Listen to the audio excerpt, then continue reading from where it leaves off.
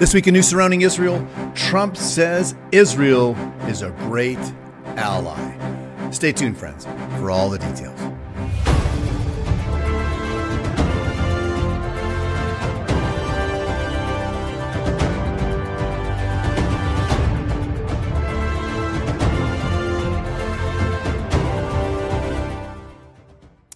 Well, shalom, everyone. Welcome once again to this week's newscast. I'm Robert Gottselig, your host. And just this past Saturday, President Trump on his Truth Social platform posted this. He said, "Whether people like Israel or not, they have proven to be a great ally of the United States of America. They are courageous, bold, loyal, and smart. And unlike others that have shown their true colors in a moment of conflict and stress, Israel fights hard and knows how to win." So, no matter what you may think of President Trump, and I know he's not perfect, no leader is, and yes, he has many flaws, we all do.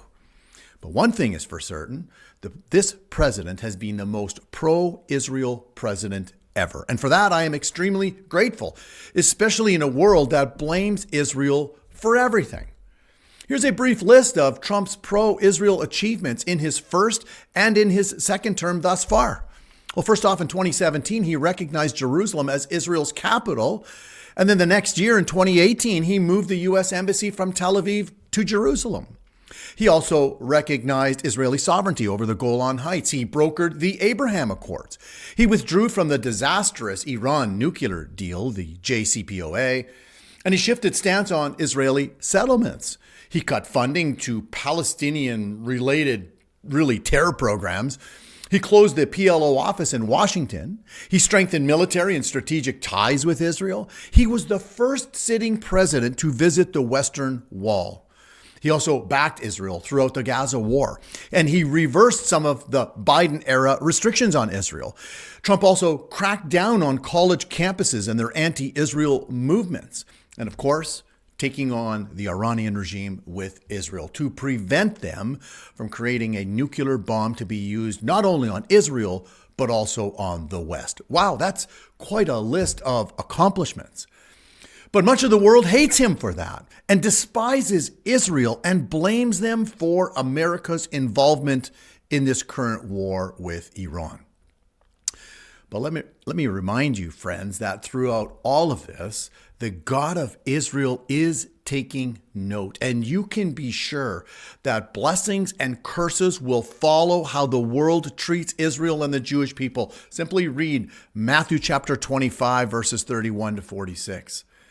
And though Israel's not perfect, no nation is, God still commands us to comfort his chosen people. That's what we read in Isaiah chapter 40, verse 1. And God also promises to judge all those who come against them. So while all eyes are on the Middle East, wondering if this war with Iran will come to some sort of peace agreement or whether the war will resume, and maybe it already has as of the time of you watching this newscast. But friends, we need to remember that allowing the Iranian regime, this demonic death cult regime who has sworn to wipe Israel off the face of the map and then turn to the U.S., the big Satan, to destroy the big Satan. Friends, to allow them to continue in these pursuits unchecked without any intervention to stop them, friends, is naive, to say the least. It's living in a fantasy world. It's suicide on your nations to allow them to go and continue on this path forward. Because when your enemy has spent almost 50 years calling for your death and destruction while spending billions and billions of dollars trying to achieve that, well, you know what?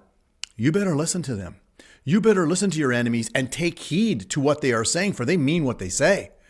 Bottom line, the U.S., along with Israel, I believe is doing the world a favor by confronting this demonic regime while there's still time. And yes, I realize that this could have global implications in energy and food supplies as a result of those energy disruptions.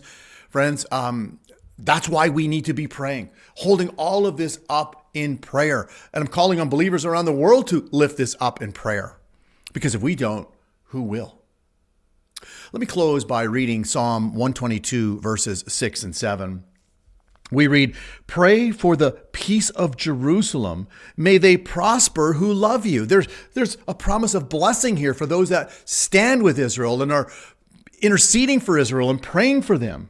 Look at verse 7. Peace then will be within your walls and prosperity within your palaces.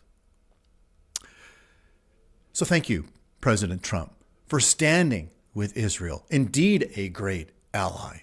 And I'm calling on all leaders around the world to stand with Israel. We need to be praying that our leader here in Canada, Prime Minister Mark Carney, would stand with Israel. But to President Trump, who's taken that stance, thank you. Thank you very, very much. And may God continue to bless Israel and the USA. And with that, until next time, thanks for joining us on another episode of In News Surrounding Israel.